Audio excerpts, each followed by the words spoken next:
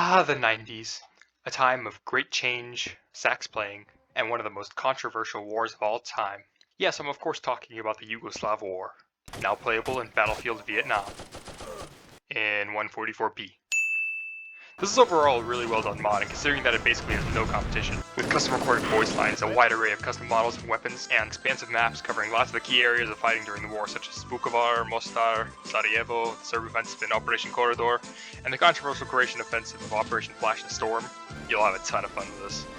Let's get into the details. Honestly, I would say something like please avoid arguing in the comments, but with this kind of subject matter, it's basically inevitable. Despite this mod being about the Yugoslav wars, it only covers the majority of the fighting from 1991 to 1995, which means no 10-day war and no Kosovo war, which I found kind of strange given that there are textures for all three sides of the latter present within the files, so I guess I didn't get around to it.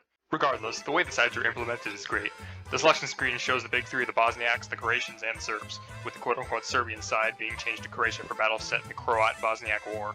Also, owing to the sheer complexity of this war in general, each map also shows the sub-factions that were involved in each battle, ranging from the Karadzic crew, the armored train dudes, the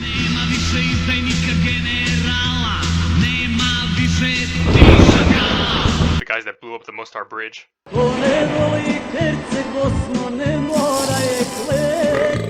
all the way up to paramilitary death squads. In regards to gameplay, the infantry experience is greatly improved from the stock game. All guns save for pistols now have iron sights, and most rifles can kill in one shot, like the AK-47.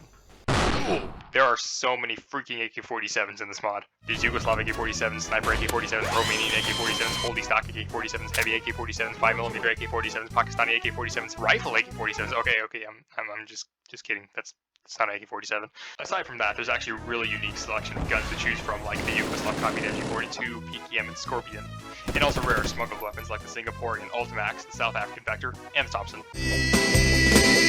The uniforms, I guess, are pretty accurate, with minor differences denoting sides and the shoulder patches and the headwear, although this one just confuses me. With vehicles, however, oh man.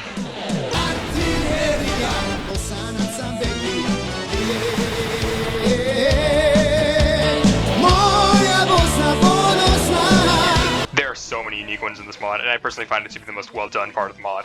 But the most insane part has to be the balance. You know how in Battlefield 1942, where, say, if the Germans have a Panzer and a Bf-109, then the Americans get a Sherman and a P-51 to counter?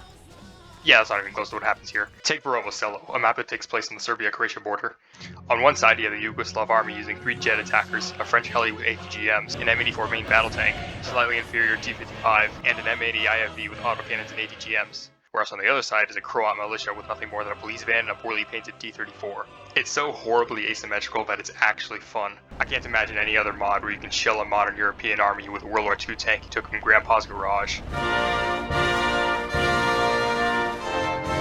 Adding on to the attention to detail already shown, there's also UN vehicles on a select few maps in Bosnia meant to represent the peacekeeping force that unsuccessfully tried to protect designated safe zones within Bosnia from the Republika Srpska. While there's no UN faction themselves, I find it pretty neat that they included that. All this being said, you might think that I, as an aircraft enthusiast, struggled to find what I enjoyed the most. Or maybe not.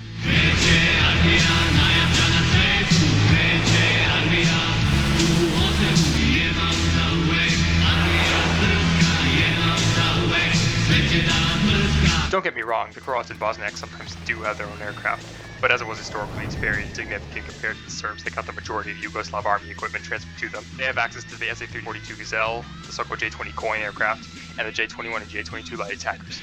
And since there's no NATO to shoot down all your planes at the last second, you can practically bomb the crap out of everything until some truck with a Boger's gun shoots you down. Overall, this is a really well done mod with a pretty good level of immersion. While the graphics aren't much better than your typical Yugoslav war video,